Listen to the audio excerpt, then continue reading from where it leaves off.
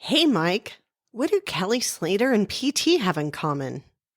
I don't know. They're both world champs? Nope, they both own Endless Summer box set. Oh my God, rad. You guys, you can get it too. The link's in the show notes.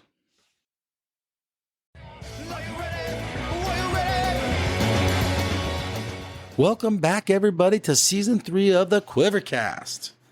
This is Mike, your host, and this is all brought to you by YourAudioLegacy.com and QuiverBuilder.com. And please check out my other podcast, The Stinky Booties, I do with my buddy, Billy. Let's roll. All right. Hello, everybody. This is Mike here with the QuiverCast. And our special guest this afternoon is Jim Weldon. How you doing, Jim? I'm doing good, Mike. So you're a Oceanside guy. Jim's a longtime Oceanside surfer, resident. Yep. All right. Tell us about your life, how you started surfing, and how you got to Oceanside. Well, I was born here. Okay. I was born right Born on the and bred and yes, sir. All right. Mike, I was born on the base, and right next to the harbor. I had easy access to it, so I just walked down, skimboarded. Could go down to DMJ's anytime I wanted to. Okay. Just anything I wanted to do. Fish off the docks, fly kites. When you're a little kid, you do everything. Right on. So, what's your earliest memory, like, to actually going to the beach? Like, do you your feet were in the sand all the time? Oh God, probably about about 7, I guess. Okay. That's all I can guess. Okay. About 7. What do you remember? Just getting my feet in the water and getting knocked down by little waves because I was so tiny. I was small. I was just such a little kid. Okay. But I love the feel of the ocean. I love the beach. Is that So you remember the first time, like, really being in the water, you fell in love, or you already were in love with it because you're so close to the ocean? Probably just feeling it, just feeling the ocean, the sand. That's where I wanted to be. Okay. All the time. And then later on, the surfing came. I didn't want to surf right away because I was getting knocked down by whitewaters, So you body surfing or just screwing around in the water? Screwing around with a skimboard. Oh, skimboard. That's all I had. Okay. And I actually caught. So that was your first ocean toy? That was my first ocean toy, and I caught a wave on it. Really? On my belly, I caught a wave somehow. So, okay, let's talk. What year is this we're talking about? Probably in the late 60s. Late 60s. Yeah. Okay. Uh-huh. So before boogie boards were even around. Nah, probably. Yeah. Yeah, although I did have a job making boogie boards later on. Oh, really? Yeah. Interesting. In the original factory in Carlsbad. Really? Yeah. For who was that for? Tom Morey. Okay. Really? Yeah. So the very first, like the very were first, the numbers very yet? First boogie boards. Remember the boogie boards? They had numbers like 186 and. I don't remember know. that? No. Okay. So I had a first boogie board. I want to say it's like 76 or 77. Uh-huh. And I don't know, it gave you a rash. It's not, then they, maybe in the 80s, they changed the formula of the foam. Yeah. So you didn't get the rash. Yeah. And that's when I was making them in the 70s. I think around 1977. It had like a rough edge. I don't know that. It was rough. It was, I don't know. Real coarse. I wasn't riding those. I never even rode one. Really? Never rode a boogie board, but I made them. Interesting. So, do you know? How'd you get? Do you know Mr. Boogie? Mr. Tom Morey? Yeah, did you know him? Nah, I didn't know him. Everybody. Okay, how'd you get the job? A lot of my friends worked there, and I just figured, well, I'll just go and work where my friends were working at. Okay. Someone said, go work at Tom Morey's shop in Carlsbad. And so I went over there and just worked there for about 9 months. Really? Yeah. Did you see Tom? Yeah, I saw Tom. Did you ever have conversations with him? No. Never? No. Was he like an untouchable guy or what? What's up with that guy? I didn't feel like it. You didn't say hi? Just said, He's the boss. I don't care. I needed a job. I did my job, and I just wanted to go surfing before work. So I had an afternoon shift. Okay, cool. Yeah. How old were you then? What's I his think age I was bracket? 17. You were 7, so you're still in high school, or did you? No, I was Just out of high school. Just out of high school. Yeah. Okay. So you needed a job to survive. I needed a job. You need some change. Yeah. Well, I just As in money change. yeah, but I was always in the surfboard factories too. Okay. You know, always. So we jumped ahead. I'm gonna go backwards. All right. Okay. But that was interesting. That's what I mean. We get side note. Yeah. On the side. But so you built the original boogie boards. That's awesome. How many guys were working in the factory?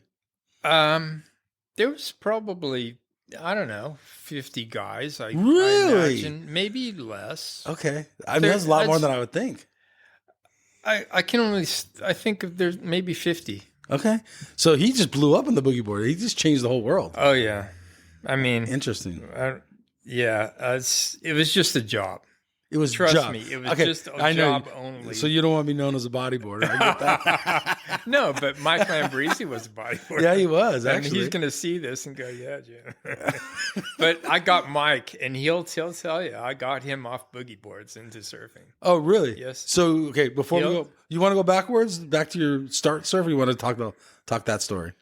No, we can go to... Let's go to Mike Lambrisi. Okay. How'd you get him off the boogie board? So he was a full-on boogie boarder? Yeah, he was a professional boogie boarder. I know that. Yeah, I know that. He was doing both, right? Mm-hmm. For the PSA? Well, yes, but he was a boogie boarder first, and he was a really good and a super nice guy. He had a super nice mom. His sister was super nice, and, you know, I used to pick Mike up, take him surfing all the time. Really? Yeah. Cool. And then I kept saying, Mike. So, okay, how old was Mike at this point? God, I don't know, what, 14 or something like that. And he was not a stand-up surfer. He was a bodyboarder. Right. At 14. Gotcha. Correct. Okay. Go with that story. So you're taking him to the beach. I'm taking him to the beach all the time. Okay. Because, you know, he needed a ride. Cool. And, you know, he's a cool kid. And, you know, he was always down there when I was down there. A lot of times there wasn't very many people down there. And if it's a cool kid, and they need a ride. All right. You take them home. You meet their parents and his mom. All right. You just say hello and be nice, and then, hey Jim, can I have a ride the next day? And you know, I just, okay, Mike, let's go. Yeah. And then eventually I just go, Mike, we got to get you surfing. Got to get you on got to get you on a surfboard. Okay. How old is he at this point? This is probably. Maybe a year later, so maybe 15? 2 years later, maybe 2 years. Yeah. Okay. Really? So he didn't really stand up surf until he's like 15, 16? Right. Wow. He's ripping. That's what I recall. Today. Yes, sir. He's ripping. That's right, Mike. Yeah, he's killing it. Yeah, I just saw I'm following him on Instagram, and he's still ripping hard. Yes. Good for him. Yeah, respect to Mike. You know, he's a good friend too. Okay, cool. So let's talk a little more about that, because that's a fascinating story. So he's on a boogie board, and is he paddling out, like going on the outside? Where are you guys surfing? Harbor? South Jetty. Pier? South Jetty. All South Jetty. All South Jetty. No matter what. No matter what. Because back in those days, there was no North Jetty parking lot. Right. You had to walk in. No, you had to walk. And so we just parked. I mean, you didn't even have to pay to park back in those days. Yeah, in the right. 70s. So you just park, you go out. That's it. How old are you when you're giving Mike a ride? What's the age difference? I think I was 17 and a half. Okay, so he's a couple years younger. Yeah, that's it. All right. Yep. So you guys are just going to South Jetty. You never checking the pier or South O? Oh, well, with Mike, no. But when I was I did surf the pier a lot. Okay. Kind of on my own, and when I first started surfing other places, I started surfing the pier, south side of the pier, when I was about I would say 13 and a half, I started surfing the pier. Okay. The south side of the pier. I met guys in this neighborhood. Okay. The neighborhood guys, there was Mike Wilson, Don Cooper, that got me into bigger waves. And so did Mike. And Matt Allen, that lives down the street, he was a surfer. And it was just so epic fun. You know, you're scared as hell, but you're going out because, I mean, you're young. But just getting the wave knowledge and the feel of the ocean. Are you talking about? So now we're talking big waves. Yes. Okay. And you're talking the big ocean side. Big Oceanside. Big south Yeah. swells? Or are you talking about the northwest swells or combo swells? All swells. Anything. We were going every single day that we could. Even if it was, I mean, okay, so let's talk about that for a second. All right. All right. So there's like a nasty south wind, right? Yeah. Okay. And you're still going out South Jetty? Are you driving up and down this 3 mile stretch? Are you checking Carlsbad or anything? Yeah. It might get blocked a little bit from the wind. At first, there was a massive amount of kelp in about the mid 70s, early 70s. Yes. There was a massive amount of kelp, and if it got huge and windy, It would keep the waves down. It would slow the waves down, the kelp, but there was so much kelp, the wind didn't affect it. Right, the waves would come in. Glass off. You wouldn't. It was just a different time. It was just insane. But you'd go out. There was peaks up and down the beach with that kelp. Okay. And you could just uncrowded, not like today. Uncrowded, yes. That was the 70s, and Riding single fins. Yes, all single fins, man. Okay, so 70s Oceanside compared to the density of crowds now. Let's say on a Wednesday at 9 a.m. Right, or it's like a Saturday at 9 a.m. It's packed up and down the beach. It's packed. What was there gaps in the water? Like no one's surfing in front of like North Coast. Back in let's say 78, 79, 80. There's no way. There's no comparison. Yeah. There's just no comparison. Sorry. So you could get waves, but there was a hard crew. Okay, that's what I was going to talk about. How's that crew? Who was that crew? And we're totally talking about South Jetty right this second. Okay. All right. So who was the guys there? Well, I would say Johnny Boyden. They called him the King of El Wab. Well, he was self-proclaimed King of El Wab. Later on down the line, he was going, well, JW. He'd call me JW. I'd call him JB. He'd go, well, JW, you're the prince now. And that's how he talked. He kind of talked like John Wayne. Okay. And so he would.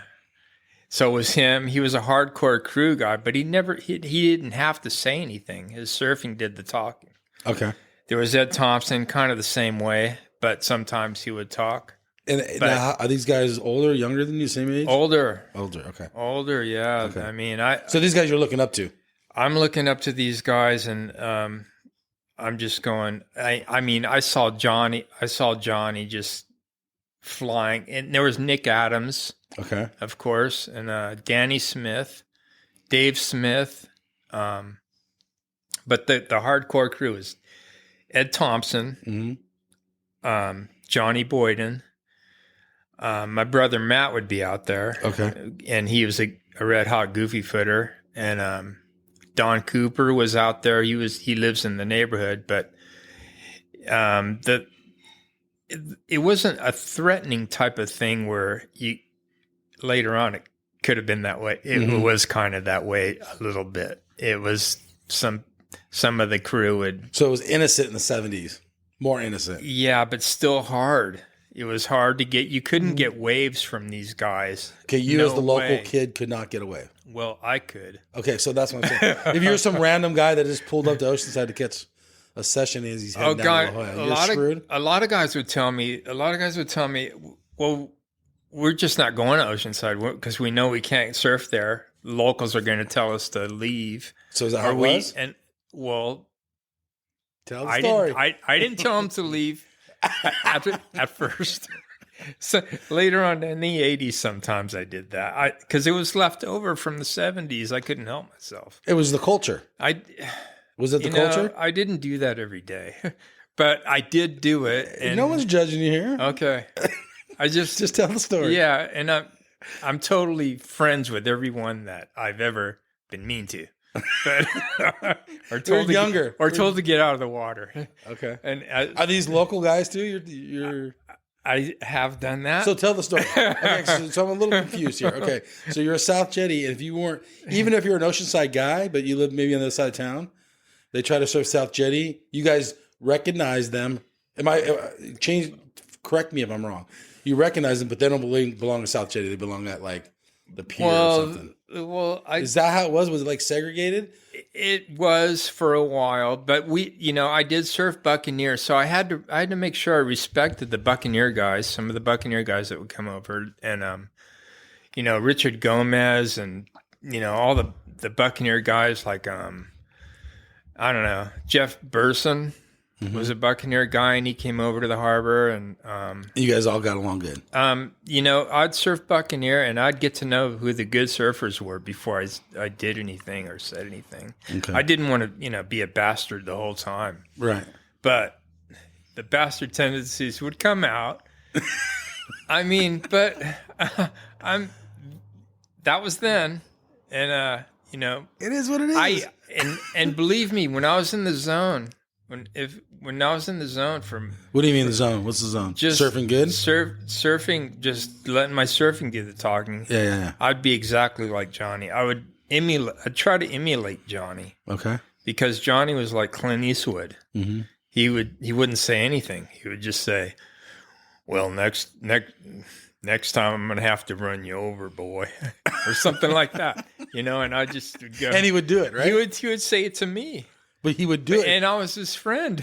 Yeah, but I mean, my point was he wasn't threatening. He was going to actually do it. Yeah, he would go.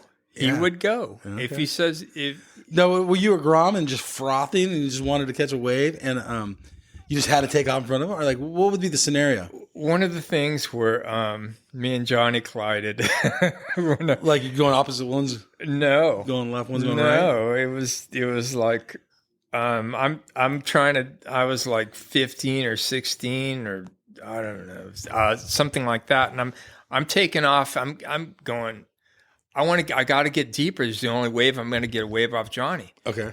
I got to get behind him because that deep in was the peak. that was the rules. Yeah. You had so to you're back paddling each other kind of. Oh yeah. Okay. We back paddled each other from.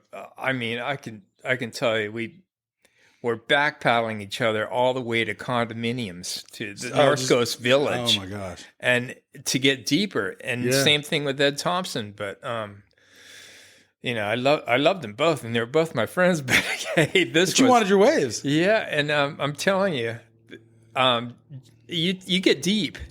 Johnny will pull back. He had a trick to get deeper. He'd let you go. You'd go. He'd respect that, but he'd take off Behind you? He'd get behind me. Okay, and then pass you up? And then, yeah, but later on, there was so much respect later on after that. He was like, you're on this team. You're on the Johnny Be Good team. You're on the skateboard team. Yeah. He was like when I turned 19, he goes, JW, you're in a contest. And I go, what contest? I go, he goes, the Tony Staples Pro-Am. And I go, really? I didn't know that. And he goes, well, what, you don't mind? I thought I was riding for offshore and at the time, and I'm probably pissing off MB and Barbie, and because Barbie was hooking me up with boards. Okay. And so Johnny goes, well, I got you in the contest. And so I'm on the Almond Eye surf team. Mm-hmm. I think he put us in as the Almond Eye surf team. And it was just me and him. And he goes, well, what are we surfing at? Or he goes, you're going to surf as a pro. Really? And I go, I'm a pro? Now all of a sudden I'm a pro? And so that was the first of my pro experience surfing days. And before that, I was surfing the WSA throughout the 70s. Okay, so you had a lot of competition. How'd you do? Let's go amateur, the WSA days. I made a lot of finals. Oh, okay, cool. Yeah, but I don't think I won one. Okay. Well, you made the finals. That's huge. Yeah, I made the finals in a lot of them. Okay, so then you turned pro. How'd that turn out? Well, it was fun. I got through heats, but So what pro is this? Is this the ASP or is this like no, a local? not yet. Okay. ASP probably hasn't even started yet. Maybe. Oh no, it started in the 70s, 80s. The 80s. Johnny put me in as a trialist in some pro contests around Stubbies here. and stuff. Stubbies, yep. How'd you do? I got through a few heats, but I didn't make the main events, I don't think. Oh, okay. I might have got through one heat in the main event, and So there's and that multiple was- stubbies here in Oceanside, right? there How many was years did they do it? the first Stubbies was 1984 at North Jetty. Oh, yep. Who won that? Do you remember? Yes, I do. Sean Thompson. Oh, Sean Thompson won. Okay. Yeah, and So did you surf the trials that year? yep. So- And I met Sean, his brother, and a lot of pros, and it was cool. I got to pick So it was up. fun. It was great. It was fun. I wasn't Who were you paying. surfing against? Some of those. Do you remember? Yeah, I in your think heats? Dane Kealoha was in a heat. Oh, right. I got through that heat. Yeah. And I got past. You beat Dane? Well, he didn't get out of his heat. But the waves were, it was small. Yeah, it's California compared to Hawaii. No, it wasn't not Hawaii. And Yeah. no comparison to Dane. Yeah. Kealoha. No You just way. got him that day. No way. But I mean, even before then, there was pro contests around, but they were pro-ams. Like local ones. There were like, all these pro-ams, KGB pro-am, all this and that and other thing. And, a lot of us would enter them, but, I think MB won one Okay. or Cool. two. All right. And, I did my best, and Danny Smith did pretty good. Okay. And, So were you doing more Joey for fun? Baldwin, have you heard of Joey Baldwin? I've heard of him, yeah. He's I don't know him, but... Yeah, he won a Who Songs contest. Oh, okay. Yeah. So Down in Mexico or here? Mexico. Okay, cool. That was Like so. K38 or something? Or what was that at? San Miguel? Yeah. No, K38s. Okay. Yeah. Yeah. So Joey was like, one of my best older friends. So I had a lot of older friends because I looked up to him, Yeah. And so there was. So it was a heyday of pro surfing. Oh God, it was just, it wasn't. It was the begin. All this stuff was the beginning. Okay. Of pro surfing, and I just I thought I was doing my best. But maybe I wasn't. I don't, because I knew that it was paid for. I was already. It wasn't out of your pocket. It wasn't out of my pocket, and I was shaping. I started shaping in 1982. Okay. And it wasn't where people think. It wasn't at. I didn't start at Johnny Boyden's factory. I started at a friend's house in Carlsbad. Okay. And his name was Danny Bueller. And so I started shaping boards, and I started taking them here or having someone, help me glass them. So I'd take them and sneak them in the back or somewhere, and glass them on trash cans. But they'd come out pretty good.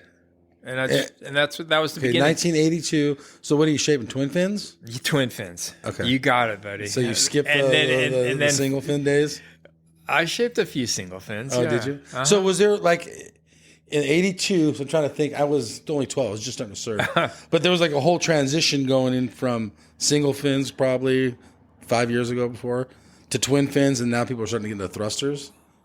Thrusters. When did thrusters really kick in? Thrusters started in 1981, but around here, people were making them, and I saw a huge amount of nectar thrusters. Oh, yeah. Nectars, because Is nectar around anymore? I don't know. I don't know either. I don't know. But they're huge in the They 80s, right? were. Yeah, and they yeah. were. And Simon Anderson has some influence in there. I think there was a big thing. And from what I read, that Simon Anderson, he couldn't even sell a few thrusters at first. Wait, his own shapes? Well, the guys that were selling them for him, making Simon Anderson thrusters Under his name. under his name, As like ghost shapers. not a lot of people were riding them at first. Okay. Around here. Yeah, Probably in Australia, but not here. Okay. But eventually it caught on really fast. And, So I'm going to slow you down there. okay. Go back to your shaping days. You're shaping twin fins. Yeah. Okay, so go there. We're going too fast. All right. So I'm shaping, it was all twin fins. It was And it's sprinkled in single fin here and there. here sprinkling the single fins. And then all of a sudden, Would you talk them out of it? Like, dude, single fins are like so yesterday. Or were you like, whatever they wanted? I'm gonna Yeah. Whatever someone wanted, I'm shape. shaping As long as they're it. paying you. Huh? As long as they're paying you? Yeah. All right. And so I'm just trying to get a feel of the situation. I'm just going, if you want a single fin, Peter Johnson, do you know Peter Johnson? I do not. There's two Peter Johnsons. There's Peter Johnson Sr. He rode Waimea, I think, at like 11 years old or something like that, or 12 years old. Are they from here? Or where are they from? Yeah, they're Oceanside. Okay. They're from Ocean, and there's a Peter Johnson So Jr. senior surfed and junior Senior surfed and junior surfed. What year did the senior surf Waimea? Do you know? What era? In the 60s sometime. Maybe the low 60s. Okay. I don't know. Kind of the beginning. I don't know when they started riding Waimea. I'm guessing 50s. Yeah, I'm guessing. Okay. All right. So senior surfed and junior surfs. Go ahead. Go with yeah, but I don't even know junior Peter Jr., but a lot of people do. Okay. But he's from Oceanside, but I guess he passed. But and senior is not here with us anymore. Anyway, but I love Peter Johnson. He was the mellowest cat. He was coolest. He comes up to me in 1983, and I had never shaped a longboard before. And he goes, "Jim," I go, "Yeah."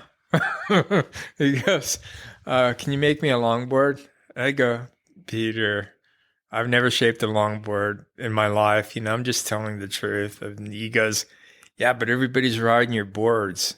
And I go, "I know, but they're not longboards." And so he goes, "Just make it. I know it'll come out good." And I shaped the thing, and it had bumps in it, and it wasn't perfect. Yeah. It had V in it. It had the regular good stuff in it. It was probably, the usual 22 inches wide, probably 22 and a half. But after screening it down so much, it probably was 21, less than 22. Okay. All right, hold on. So you're bringing up a whole bunch of thoughts. All right, let's talk about your shaping heyday. Okay, so it's 82. You're shaping twin fins. You're just learning how to shape, right? 82, you just learned. Okay. So where does that progress to? Well, it progressed to what to happened. Everyone riding your boards, they're saying. Well, here's what happened. All right. I was glassing my boards on the side of the house, and I was hand sanding them. No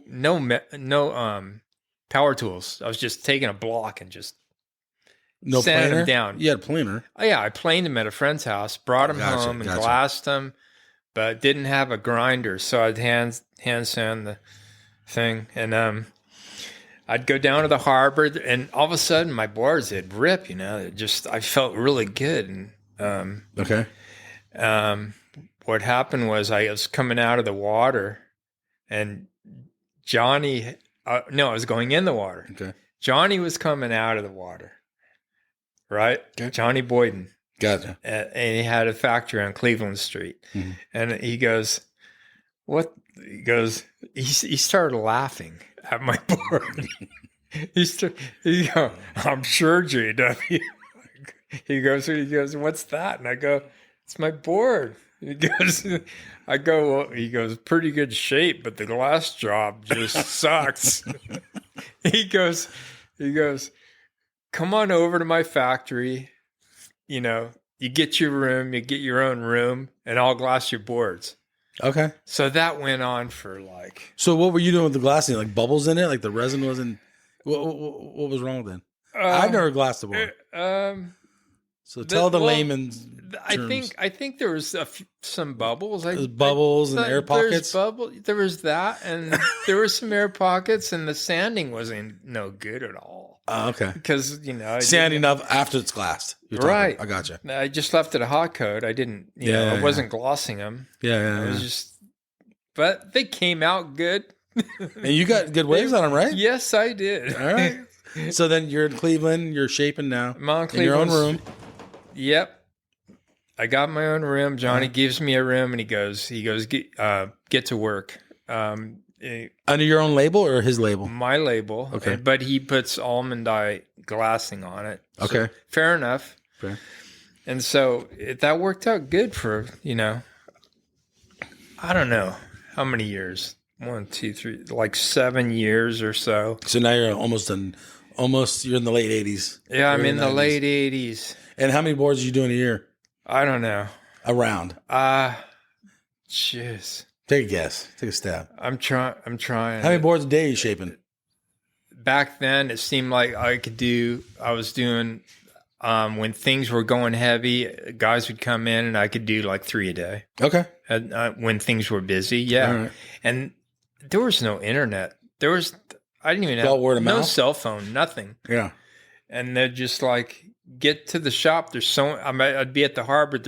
And someone would say, get to the factory. There's someone waiting for you they want a board. They want to order a board. So I'd have to be at the factory a lot.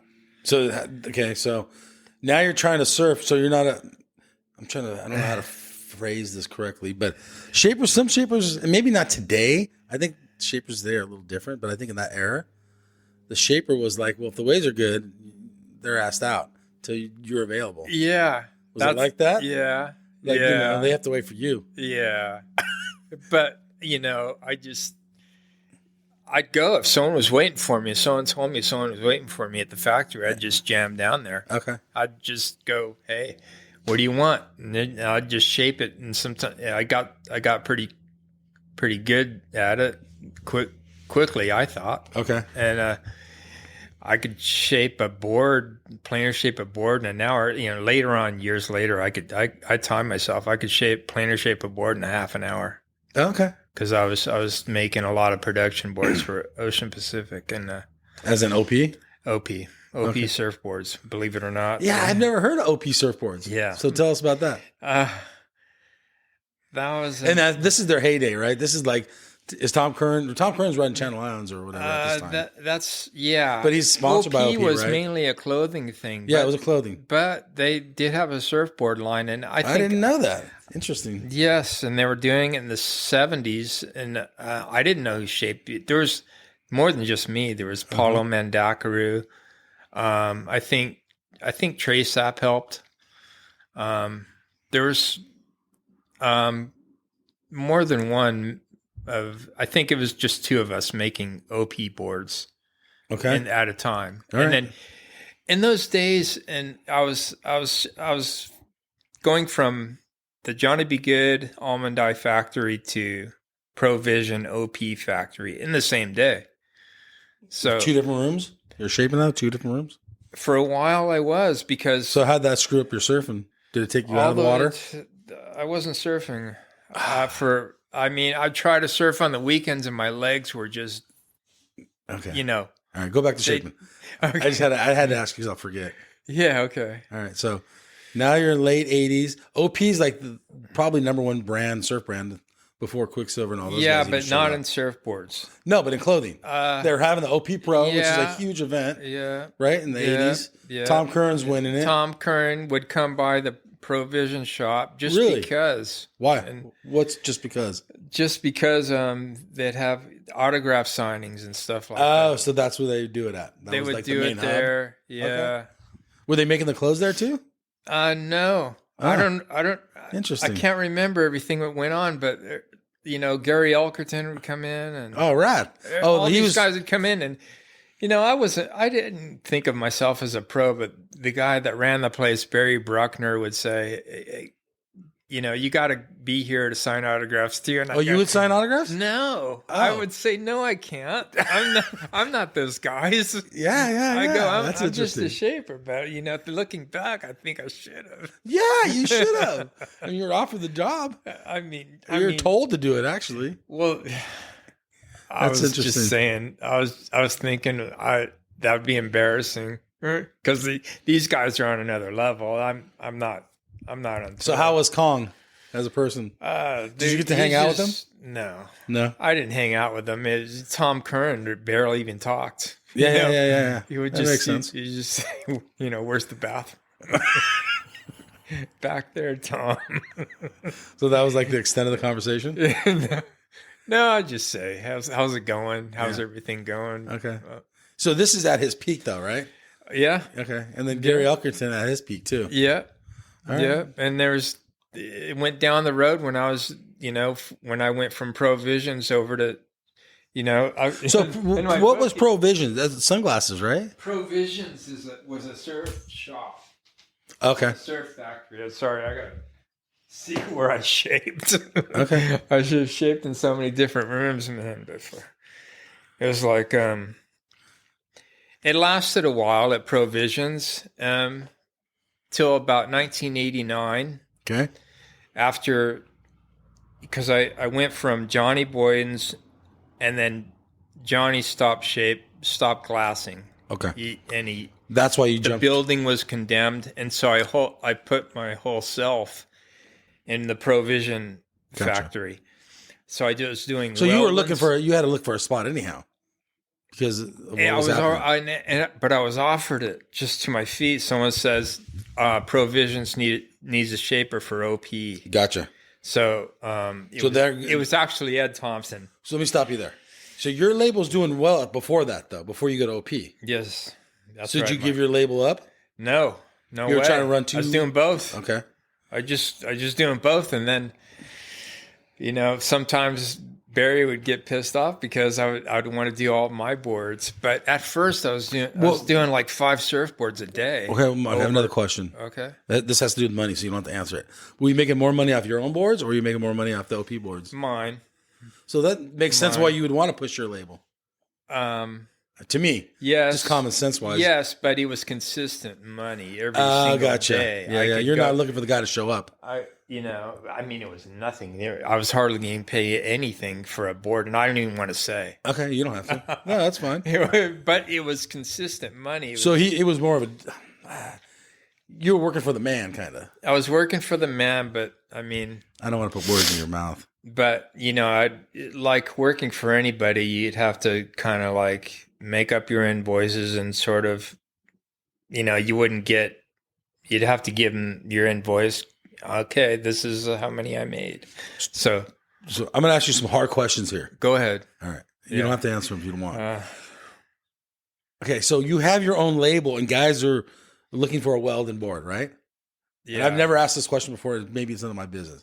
Are you putting more effort into shaping that board than you are the OP? Yes. Okay, that's a question. Yes, that's because your name's on that board. That's not a hard question at all. Okay, well, I just want to make sure. I didn't want to step on any toes. Because I found out there like half of them were going to malls and things like that. Oh, so they weren't even being ridden. So who gave a crap? Half of them might have been.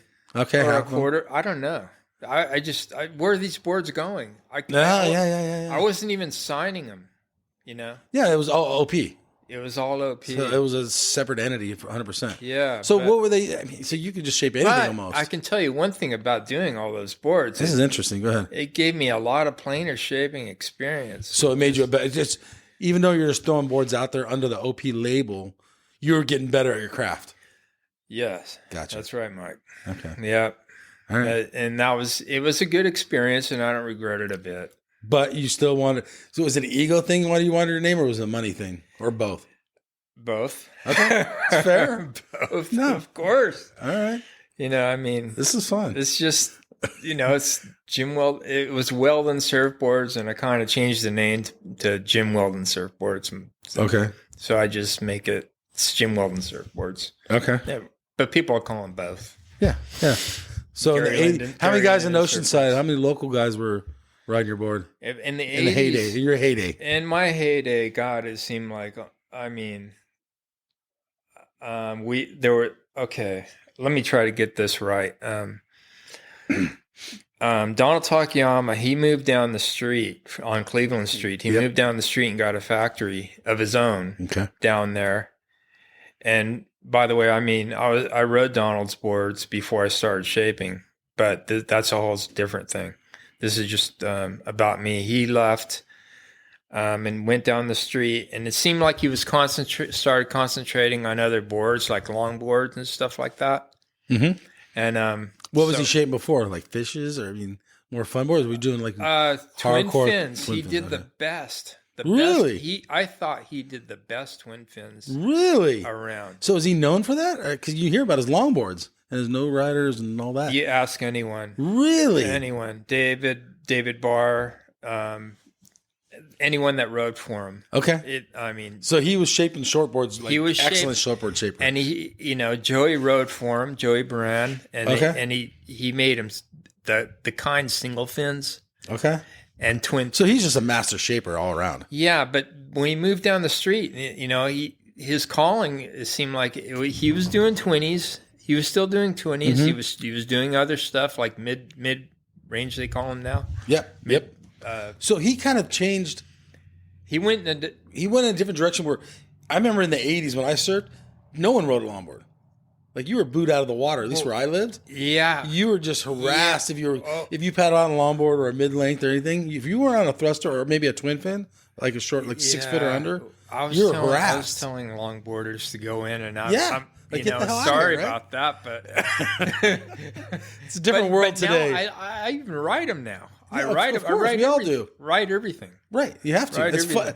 Okay, we're getting older, and it's funner to have different boards. Yeah, some of the boards I ride now are just strange. It'll keep you surfing too. Yep, it will. All right, I'm just saying. I'm just trying to get the feel of the '80s in Oceanside. Okay, the '80s were a hit that was just that's your heyday. '80s. I would have to say, well, the '90s too. Okay, fair enough. Let me see. The '90s, I had like I was like they showed me like as the number 3 shape or whatever. I saw that. Yeah. This here, and I was going, "What's this?" I guess I must have been shaping a lot.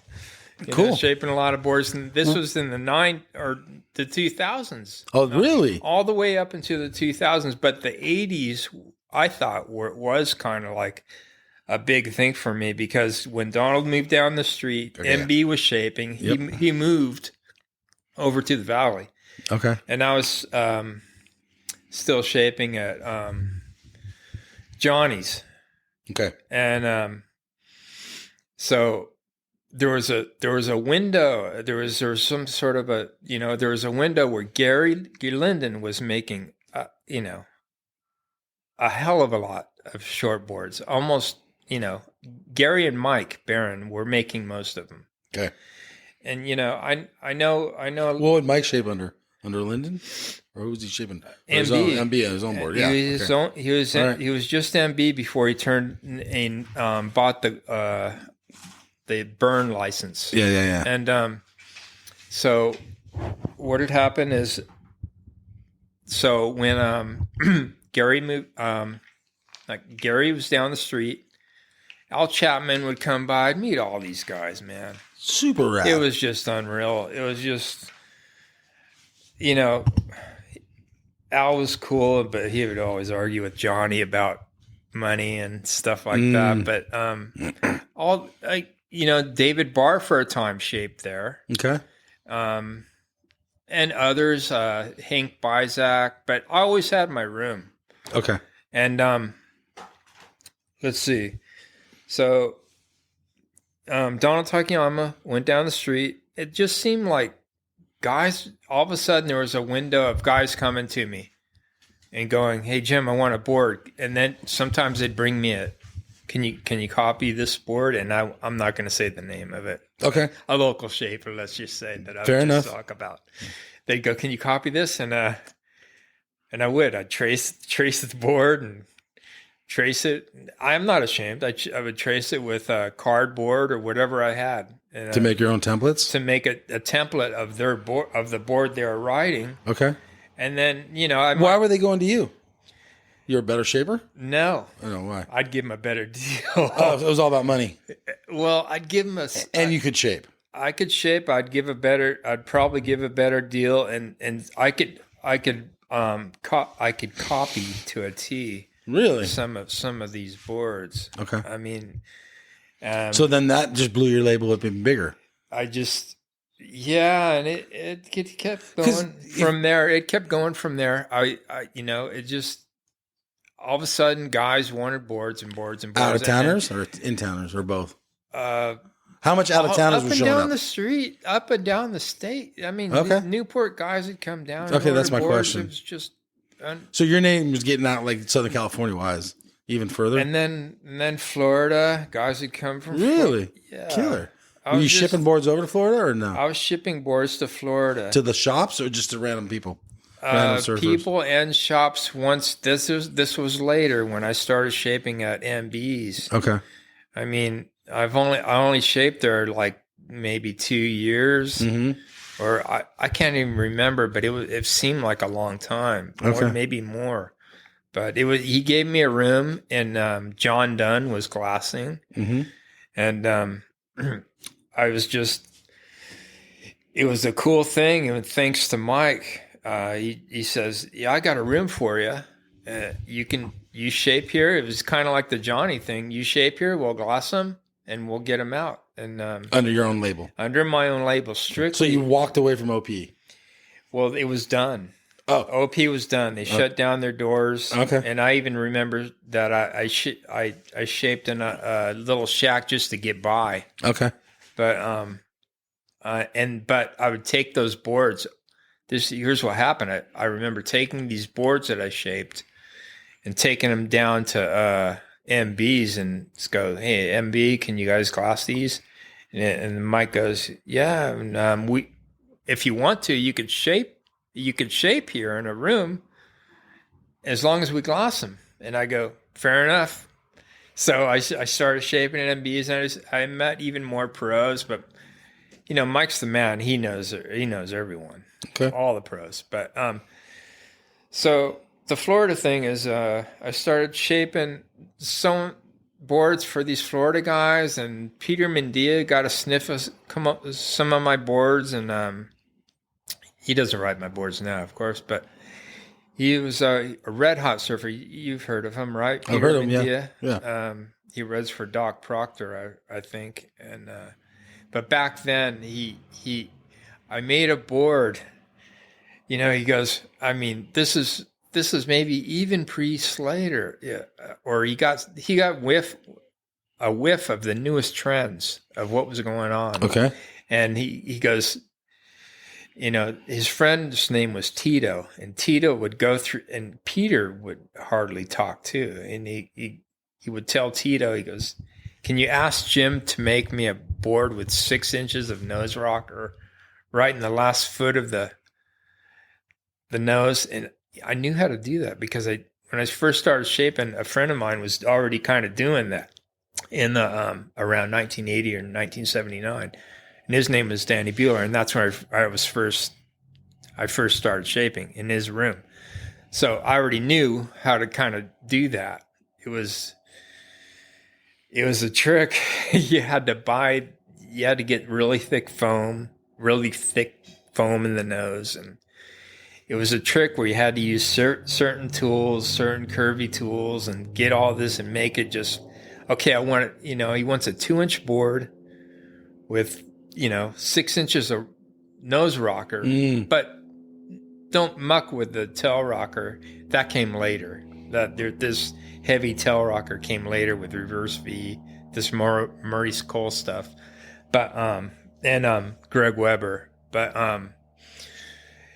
I think he might have knew that Al Merrick was already starting that right along. He wanted it. Natural art wouldn't do that for him, so he goes, "Jim, can you do this for me?" And I go, "Yeah, I'll do it." But he paid me full price. Well, if I knew if he was gonna ride for me, if I asked him to ride for me, he wouldn't have had to, But he paid full price, but he was still riding from Natural Art. So he ended up riding it plain, no stickers, a couple boards, and he put the Natural Art stickers on the boards, because he wanted to stand. Natural Art's big. Yeah. They're big. Yeah. So MB comes back from Florida, and he goes, this guy, Peter Mendia, is winning contests on your boards. And I go, "On my boards?" I go, "Yeah." And he goes, all of a sudden, all these Florida guys are starting ordering boards. And I was just going, who's going to pack them? Who's going to pack them up and ship them? So I had to learn all that crap. It wasn't crap, but It was a cool thing. It was just a really cool thing to have But guys winning surfboards in pro contests. yeah, but that kind of sucks. They didn't have your name on it because you kind of didn't get the credit. I know. But he was paying full price, so that's fair. Yeah. I mean, I get it. I get both sides. Yeah. But he's looking for his paycheck. Yeah. I get it. I mean, it's business. But natural art, they just didn't they weren't doing what Peter wanted. So you're a better shape, or I won't say that, but I know. Okay, No, I I'm won't not say going to that. say I'm in better shape than any of those guys. Yeah, just I different. just did I did what I was told. And paid for it. I did what I was told, but it worked out because I got a hell of a lot of orders. What year was this? Around 1990. Okay. So when the boards were like skinnier, like 18 inches wide with that big old nose rock? Yes. The boards are too long. I Yeah. watch them surf now. No. Well, I think the boards are, I don't know. they were long, but Peter's weren't. They were only about, I think, 5'11", 6'0". Okay, and then how wide is he riding? Oh, well, they were narrow. They were nothing. 18 inches They or were something? 18 or less. And But how thick was it? 2 inches thick? Maybe, yeah. No, not maybe. That's 2 inches thick. Okay. And then I thought, well, hell, if that's the way to sell boards, I'm going to try to start making them that way for myself. And it took me a long time, but I learned how to surf 2-inch surfboards. And So you kind of started the whole era of that. Those I did 90s. I did not start You it. participated in it. I participated. One of the early participants, maybe? Will you say I just that? don't want to say anything like I started. No. No, but I'm asking. all right. I can tell you. You said Channel I- Islands was kind of messing with it. Okay, Who else? I participated in it. I didn't, but everyone's gonna listen to this and goes, "Those flip noses and 2-inch boards are crap."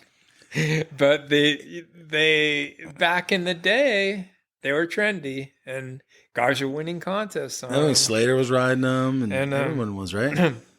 And I remember a certain someone, I don't want to mention any names, but I was at MB shop, and Pete, there was a shaper there that worked at MB shop that came into my room and said, "How do you make these noses look like that? And how do you, get asking me sort of questions?" A top shaper. I won't mention any names. Okay, you don't have to. Because It's up to you.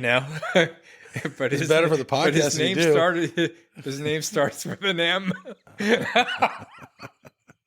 But that was the coolest thing. It was like a super good compliment, because when a better shaper comes, 10 times better shaper maybe, comes to me and says, "How do you do something?" Or "How did you get it to look like this?" I'm kind of blown away. I go, "Well, you take this tool." So that leads me to a question. Were you volunteering your information on how you shape? I think a lot of guys nowadays, they're keeping their secrets. The doors are shut and they don't want anybody to know what they're doing. They're afraid they're going to lose their job. No. Someone's going to steal their ideas. No way. Anything they want. Random guys could walk in and ask you questions, or do you have to know the person? No, I have to know them. Yeah, you had to respect them, maybe? Yeah. Okay. I mean, not random guys. I mean, there was a few guys off the streets that would go, "Hey Jim, can I trace a few of your templates?" And I worked hard on these things, man. So would you tell them pound sand? Get out of here? I just go and can I think about it, because I'm really kind of busy. I would just say I'm kind of busy. Okay, but what if, let's say I went in there and ordered a board from you? Would I be allowed to stay in there and watch you shape my Oh board? yeah.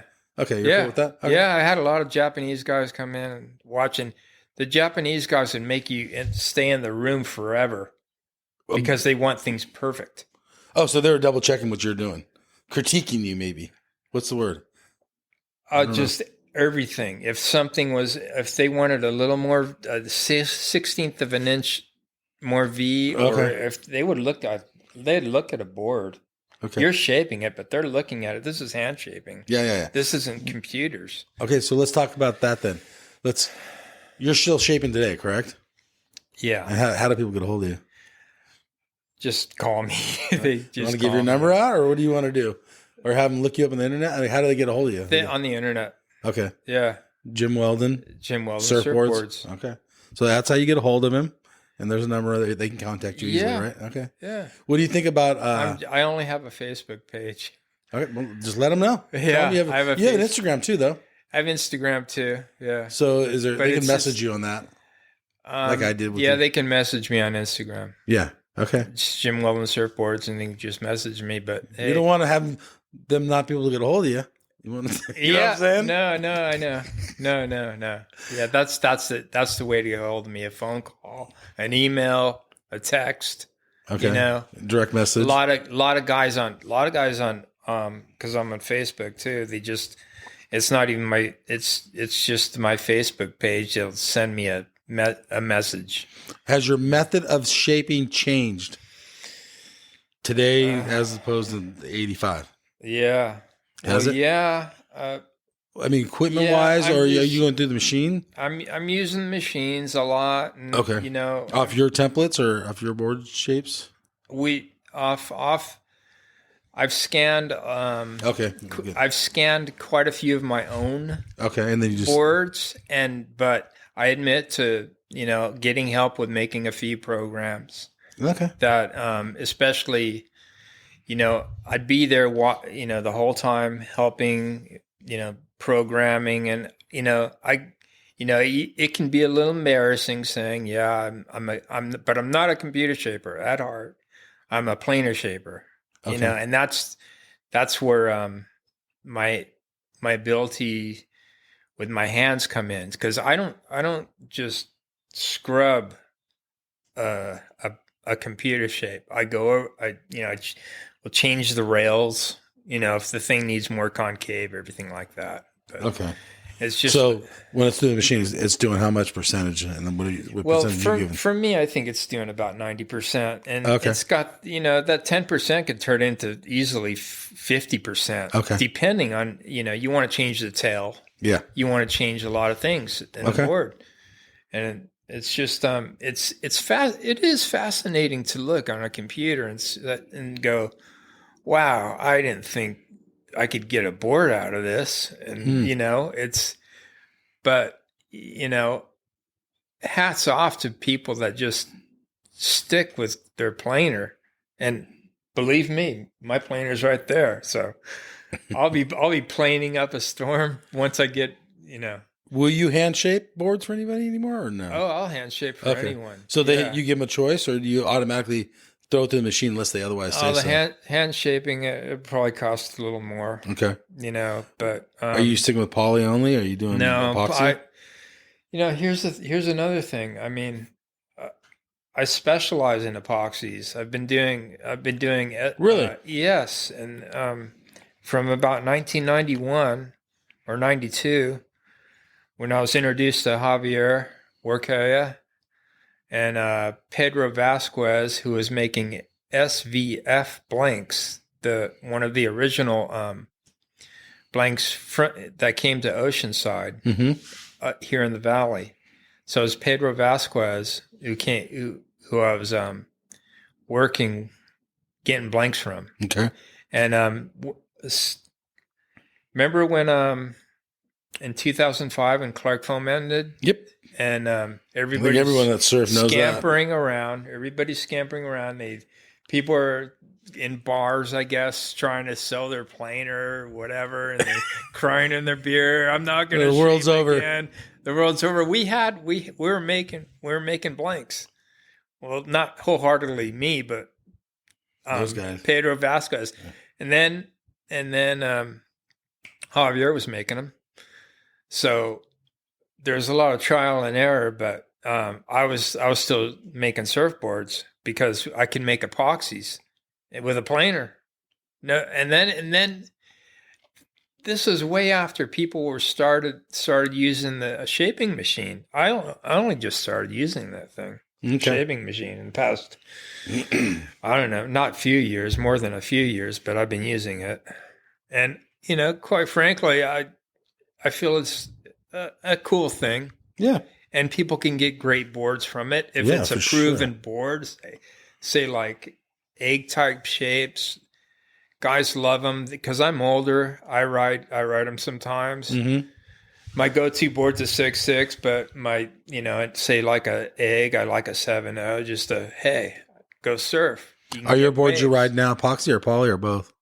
They're mostly all epoxy. Okay. All right. I love epoxy personally. But I'm telling you, I mean, it just has a different feel. I'm not It saying does. they're better because There's difference. Some can be better. Depend, you know. Well, every surfer, you step on one board. Yeah, and I can tell you this: it's just regular polyester boards are just much easier to shape, but it takes a lot longer to smooth out get something like a polystyrene blank all finished. Okay. It just takes a lot longer, and it costs a lot more money, probably up to $200 more. Really? Yeah. Okay. And then how much time are you getting in the water now? Oh man. Are you getting in the water? Not enough. Yes, Yeah. I went out. I've been surfing a couple times a week lately, but Okay, cool. But before I wasn't. There's a lot of stuff going on in my life that I just couldn't get in the water. Did you have gaps in your surfing? Let's talk about your surfing, like gaps in time over the years where you couldn't get in the water for, let's say, a year or two or something. No way. Oh no, you've always surfed. No way. So it might be a week or two. You're talking. No, I was out of the water this year for maybe 2 months one time. Okay. It was the longest stretch ever, but cool. For good reasons, Yeah. which I just keep private. Totally. Let me ask you a question though, since you brought that up.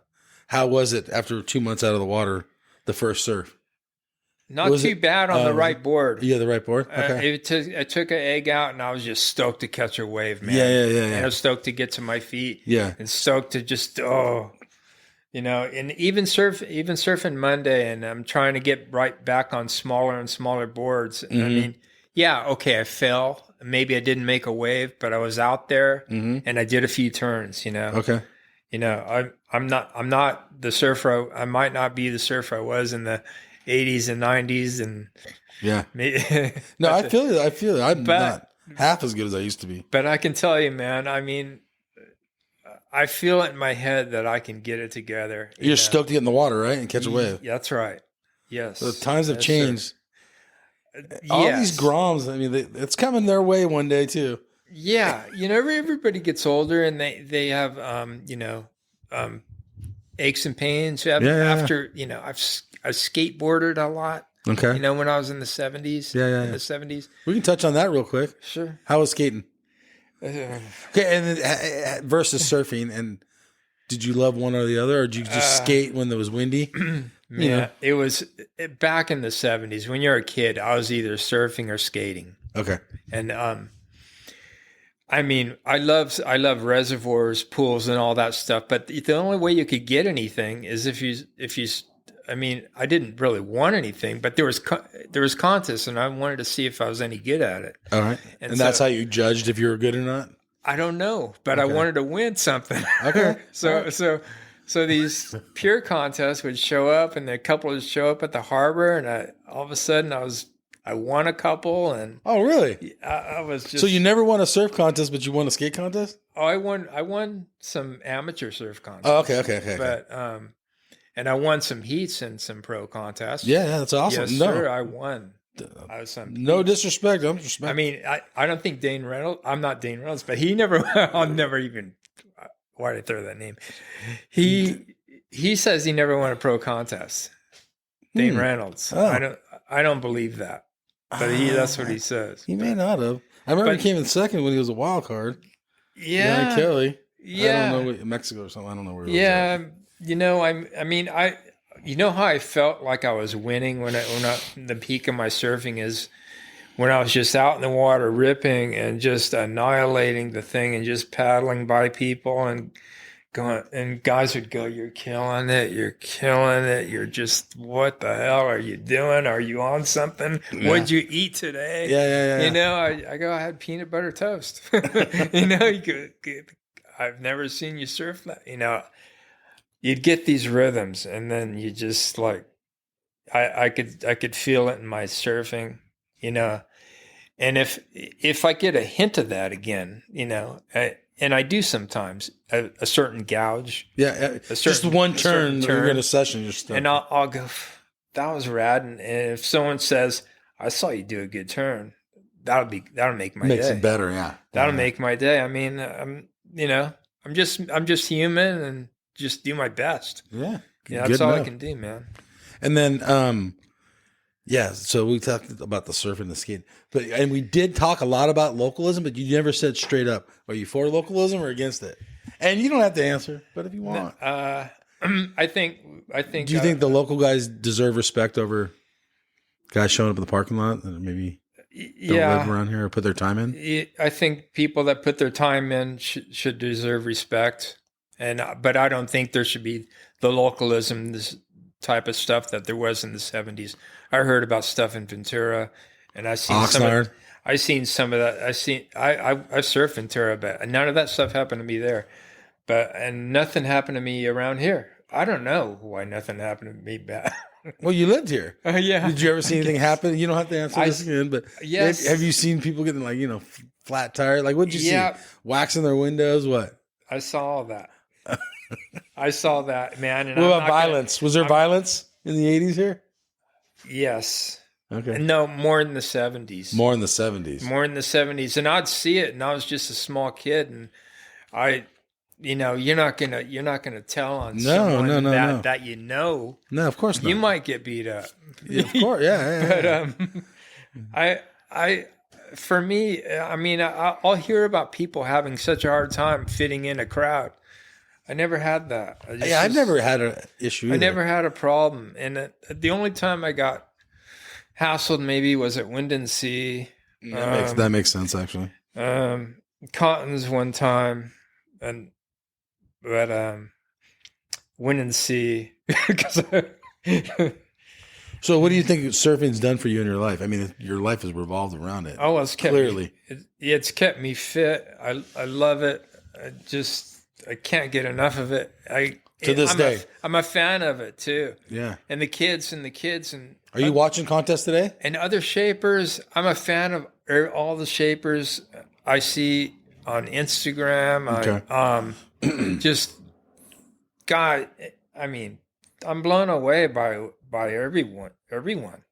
You see what shapers impress you now, younger guys? You have any names or no? Well, I know Jason Bennett's come up, and I've never watched. Boards are epic. I've never watched him shape, but I know he makes great boards, and one of the best around, really. Yeah, for sure. Oceanside, he is. Southern California, even world nationally.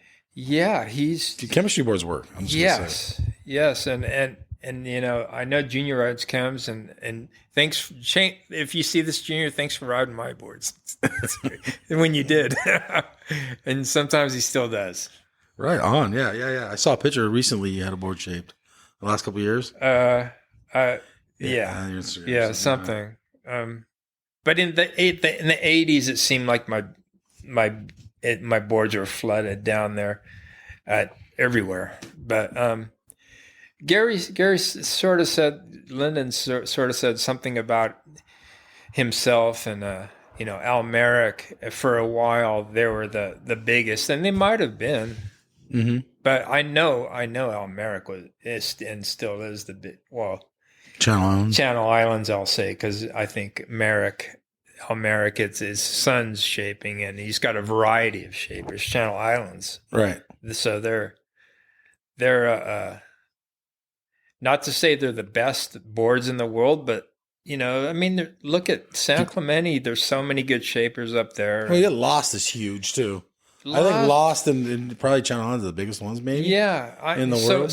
So for me right now, it's a passion, okay, and a purpose. I like to have a purpose in life, and yeah, for sure.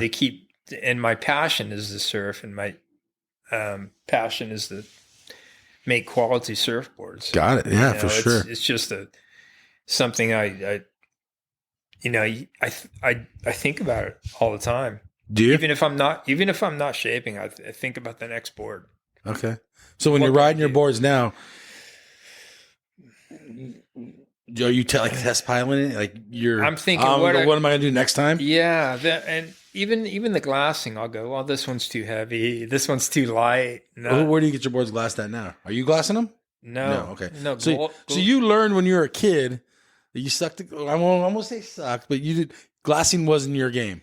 Well, shaping was. I wanted to shape, but the whole You tried glassing. I think I would probably keep glassing if Johnny didn't make me that offer. That's my point. But he made me that offer, and I got to where I wouldn't have any time to glass anyway. Yeah. And it's not like I was shaping every single day. Okay. It's just that I didn't want to be stuck in the factory 24 hours a day like, some people. But To lose surfing. I mean, I see a lot of shapers that don't surf at all anymore. right. Right. You were never that guy, right? No, I have to be in that water. Yeah, okay. I mean, That's what keeps you alive, maybe?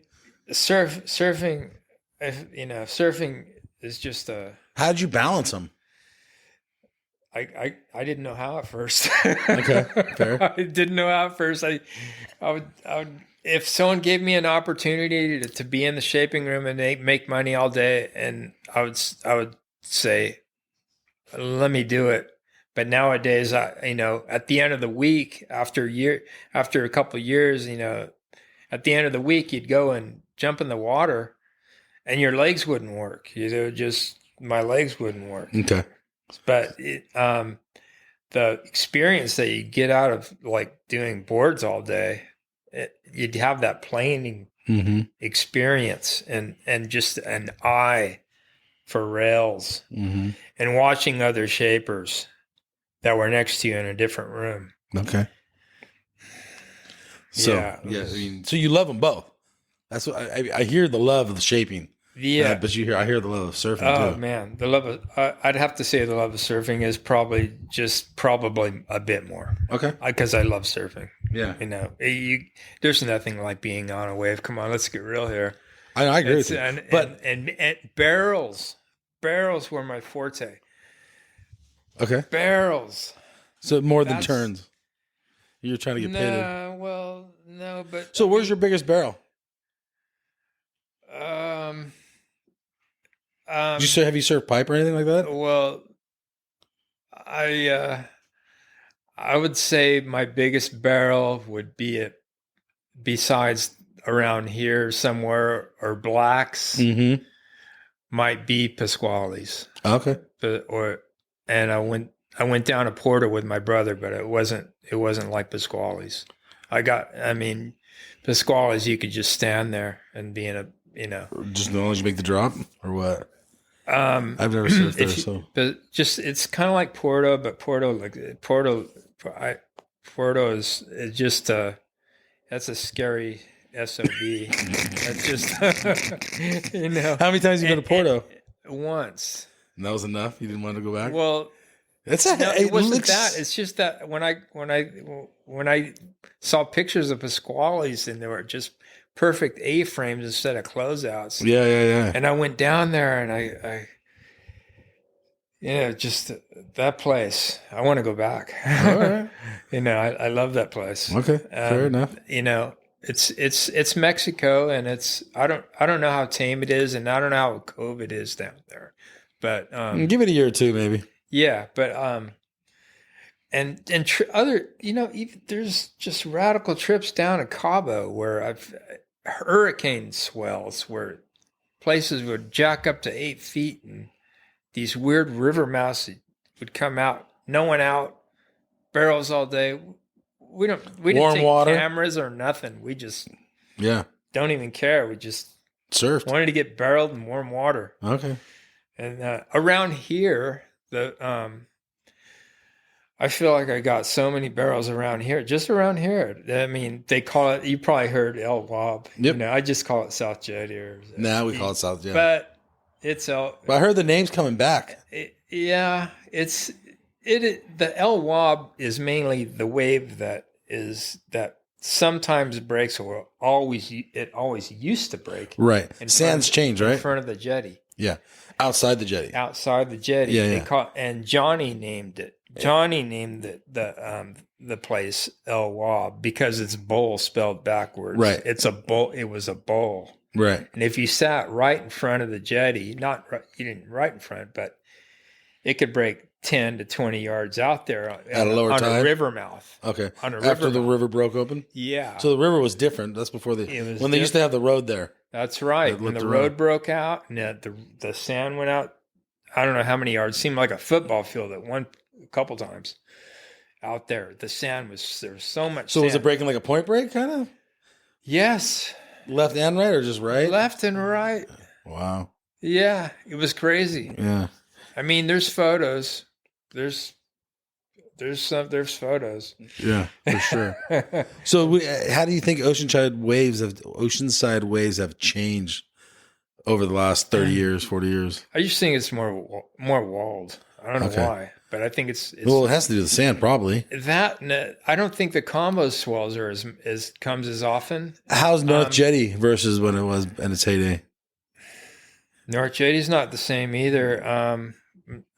It's still North Jetty, and we still love it. It's not the same North Jetty. Ben Ipa, in the 70s came down here, and I remember when the road wasn't down here, and I was on I had a motorcycle. It was the only way I could get to the beach at the time. I had a motorcycle. Rad. And I'd go down there. I wasn't shaving or anything. I was surfing. I wanted to get better at surfing. Surf. Yeah. Surf. Is this when you were a Grom? Or just like after Grom like and a teenager? motorcycle, no motorcycle license. That's rad. I was You're probably charging. I was probably 15 or Cool. before I got a car. If the cops chased you, would you run?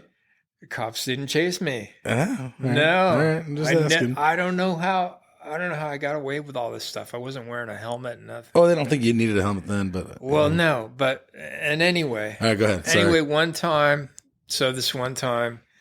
Ben Ipa takes his boys, Lydell and Buttons. Mm-hmm. I don't think Bertelman. I met Bertelman down here. Okay.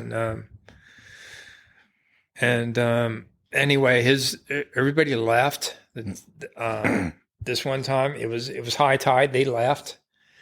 And MB showed up. He was at the end of the corner of the jetty. All right. And I pull up on my motorcycle. No one's there. Mm-hmm. But I go, MB, can you look at this? No one out? And he's like, having a doobie. Yeah. Yeah. And I go, man, this is crazy. And so it was just me and him. This is more than once that, I mean, a lot of guys might have the same story. And I'm not a name dropper. MB's a friend, but we surfed all afternoon, a lot of times just by ourselves. Wow. And just, when you're young, you can do that. Yeah. You have some time. I did my classes. I went to school. I had about 4 art classes, and my teacher I'd say his name is Mr. Goddard, and he would say, Jim, are you going surfing? Or I would say, hey, God. I'd call him God for short. His name was Mr. God. Hey, God, can I go surfing? And he goes, make sure you get all your work done by the end of the week. Yeah, He cool. gave me the key to the art room. Rad. I couldn't believe the luck that I had Is this Oceanside High? these days. It was Oceanside High, and the last year turned into El Camino. Oh, okay. It was the first year of El Camino High School, right up the hill. Okay. 1977. All right. Yep. Cool. Yeah. Well, I'm going to thank you. A lot of fun. A lot of fun times. Man. Dude, thank you so much for doing this interview. You got any final words? Thanks for coming. No, it was great. Thanks for listening. I feel like we left a lot out. We got to maybe reapproach this later on. Yeah, there's a lot. There's a lot more. Yeah. There's just this time is fun. Yeah, it's like relaxing. Right? We're having a good time. Yeah, it's cool. Dude, Jim, thank you so much for coming on the QuiverCast. So this is Mike and Jim. We're going to say farewell. Everyone have a good one. Later. Thanks, everybody, for listening. Please follow us on Instagram and follow us on your favorite podcast platform. Give us 5 stars if you listen to us on Apple. And do me a favor and tell a friend that QuiverCast is back. I'd like to thank Glue Factory and Dave Hegstrom for the music. And I'll see you all in the lineup.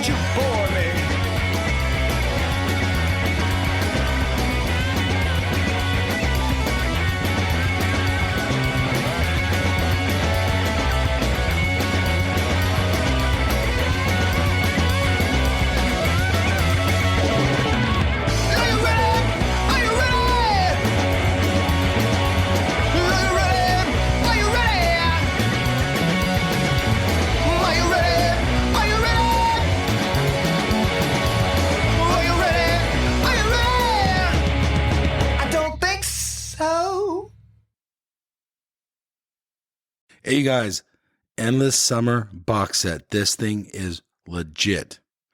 It's authentic, numbered certificate in it. It has a 5-frame film strip from the original print. You will literally own a piece of history. It has a specially minted bronze medallion. Dude, that thing's sick. Okay, there's so much more here. Go to the show notes. There's a link on there. Go check this piece of history out. This thing's rad. Seriously. Smithsonian American History Museum has it. It took 4 years of research with 3.5 in production, all hand assembled. This thing's rad. There's so much to this awesome box set.